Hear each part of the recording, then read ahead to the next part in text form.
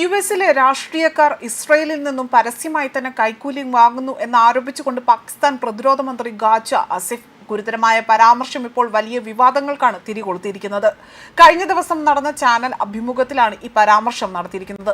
ഓർക്കണം, വരും ദിവസങ്ങളിൽ പാക് പ്രധാനമന്ത്രി ഷെഹബാസ് ഷെരീഫും സൈനിക മേധാവി അസീം മുനീറും ട്രംപുമായി കൂടിക്കാഴ്ച നടത്താൻ ഒരുങ്ങുന്ന വേളയിലാണ് ഇത്തരമൊരു പ്രസ്താവന പുറത്തു വന്നിരിക്കുന്നത്. ഇപ്പോൾ പാകിസ്ഥാനും യുഎസും തമ്മിൽ വലിയ സൗഹൃദം പങ്കിടുന്ന സാഹചര്യത്തിൽ ഇതിൽ പാകിസ്ഥാനെ കൂടുതൽ പ്രതിരോധത്തിലാക്കും എന്ന വിലയിരുത്തലാണ് പുറത്തുവരുന്നത്. കൈക്കൂലി വാങ്ങിയതിന്റെ പേരിൽ രാജ്യം അപകീർത്തിപ്പെടുകയാണ്. വർദ്ധിച്ചു വരുന്ന അഴിമതി ആരോപണങ്ങളിലായിരുന്നു ഖാജ ആസിഫിന്റെ പ്രസ്താവന. ഉന്നത ഉദ്യോഗസ്ഥർ പാകിസ്ഥാനിൽ നിന്ന് പോർച്ചുഗലിലേക്ക് കള്ളപ്പണം മാറ്റിവെക്കുന്നുവെന്നും അതുപോലെ തന്നെ ഖാജ ആസിഫ് നേരത്തെ എക്സിൽ ഒരു ആരോപണം ഉന്നയിച്ച് രംഗത്ത് വന്നിരുന്നു.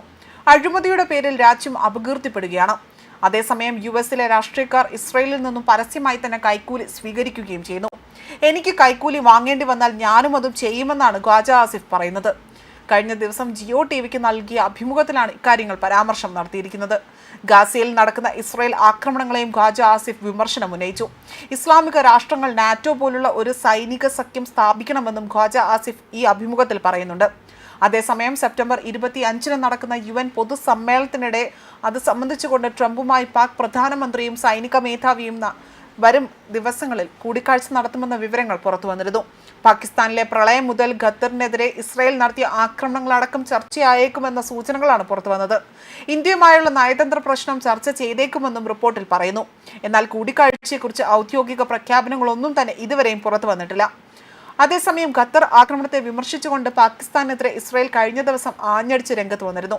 ഐക്യരാഷ്ട്ര സംഘടന രക്ഷാസമിതിയിലായിരുന്നു പാകിസ്ഥാനെതിരെ ഇസ്രയേൽ ആഞ്ഞടിച്ചതും. അതുപോലെ അൽ ഖ്വയ്ദ തലവനായ ഒസാമ ബിൻ ലാദന് അഭയം നൽകിയത് പാകിസ്ഥാനാണ് എന്നും അവിടെയാണ് ലാദൻ വധിക്കപ്പെട്ടതെന്നുമുള്ള യാഥാർത്ഥ്യം തിരുത്താനാകില്ല എന്നും ഇസ്രയേൽ വ്യക്തമാക്കിയിരുന്നു. അതിർത്തി കടന്നുകൊണ്ട് ഖത്തർ, ഗാസ, സിറിയ, ലെബനോൻ, അതുപോലെ ഇറാൻ, യമൻ എന്നിവിടങ്ങളിൽ നിന്ന് ഇസ്രയേൽ നടത്തിയ ആക്രമണം രാജ്യാന്തര നിയമങ്ങൾ ലംഘിച്ചതാണ് എന്നതായിരുന്നു പാക് പ്രതിനിധിയുടെ പരാമർശമെന്നും ഇസ്രയേലിനെ വലിയ രീതിയിൽ ചൊടിപ്പിച്ചതും. ഖത്തറിലെ ഇസ്രയേൽ ആക്രമണം ചർച്ച ചെയ്യാൻ ചേർന്ന യോഗത്തിലായിരുന്നു ഇസ്രയേൽ പ്രതിനിധിയുടെ പരാമർശം വന്നതും. ലാദനെ വധിച്ചപ്പോൾ തന്നെ വിദേശ മണ്ണിൽ നിന്ന് ഭീകരനെ ഉന്നമിട്ടത് എന്തിനാണ് എന്ന് യുഎസിനെതിരെ ചോദ്യം ഉയർന്നില്ല. പകരം ഭീകരന് പാകിസ്ഥാൻ എന്തിന് അഭയമൊരുക്കി എന്നതായിരുന്നു ചോദ്യങ്ങൾ പുറത്തു വന്നത്. ലാദന് പരിരക്ഷ ഉണ്ടായിരുന്നില്ല, ഹമാസിന് പരിരക്ഷ ഉണ്ടാകുകയുമില്ല എന്ന് ഇസ്രയേൽ പ്രതിനിധി വ്യക്തമാക്കുകയാണ് ചെയ്തത്. ഹമാസ് നടത്തിയ ഒക്ടോബർ 7 ആക്രമണത്തെ യുഎസിലെ 9/11 ഭീകരാക്രമണവുമായി ബന്ധപ്പെടുത്തിയാണ് അദ്ദേഹം ഈ ഒരു പരാമർശം അല്ലെങ്കിൽ പ്രസ്താവന നടത്തിയിരിക്കുന്നത്. ന്യൂസ് ഡെസ്ക് കർമ്മ ന്യൂസ്.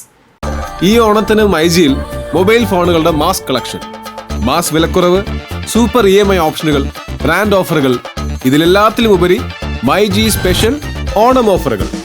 മൈജി ഓണം മാസ് ഓണം.